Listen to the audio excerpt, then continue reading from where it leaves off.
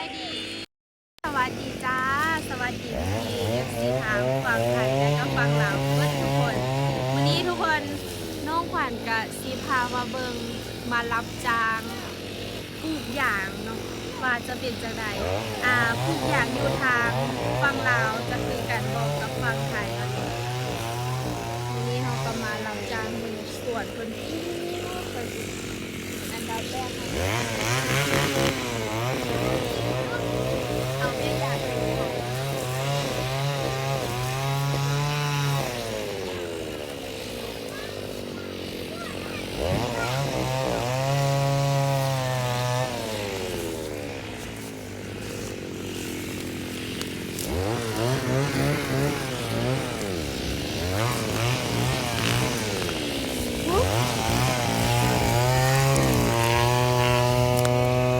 จะปักหลักไว้ให้เขาแบบนี้เนาะให้เขาใหญ่ตามหลัก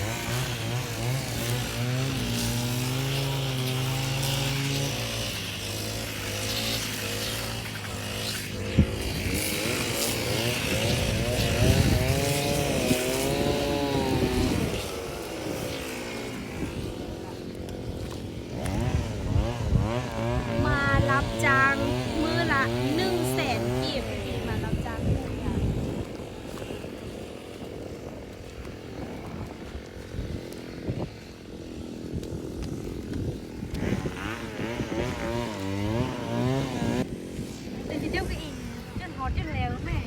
นี่แหละเนาะก็จะมาหย่ายเบี้ยหยางก่อนพี่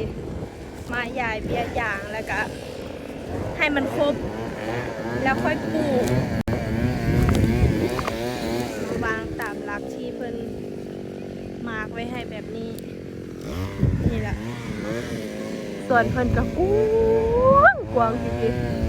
เมื่อนี้เขามา 5-6 คนเนาะ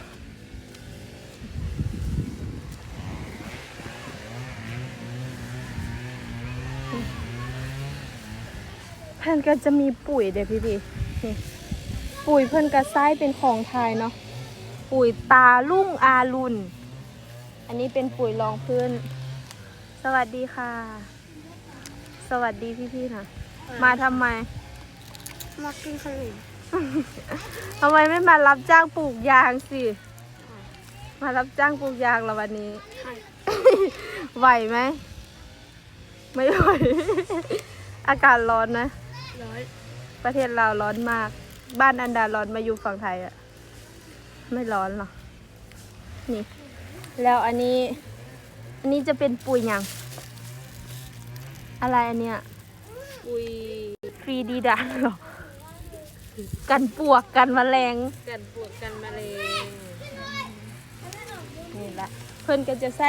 ปุ๋ย2 อย่างนี้เนาะทุกคนแต่ว่าเป็นของไทยเบิร์เลยเด้อันนั้นก็เป็นของไทยอันนี้ก็เป็นของไทยเนาะส่วนหลายเพิ่นจะใช้ปุ๋ยไทยกัน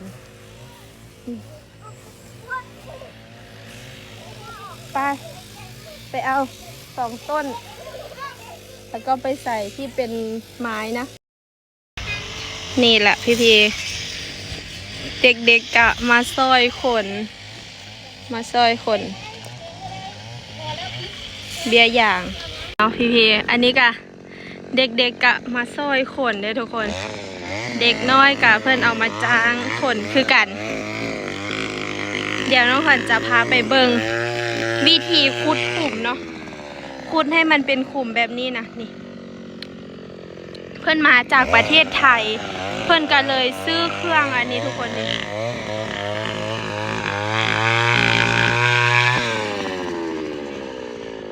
เพื่อนเอิ้นว่าเครื่องผันดินเนาะ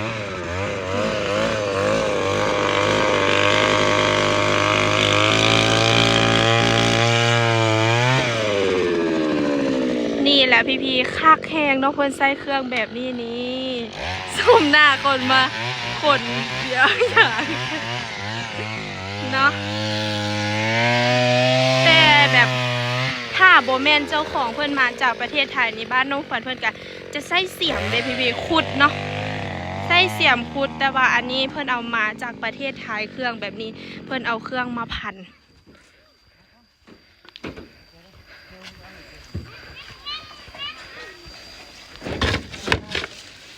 นี่ใส่ปุ๋ย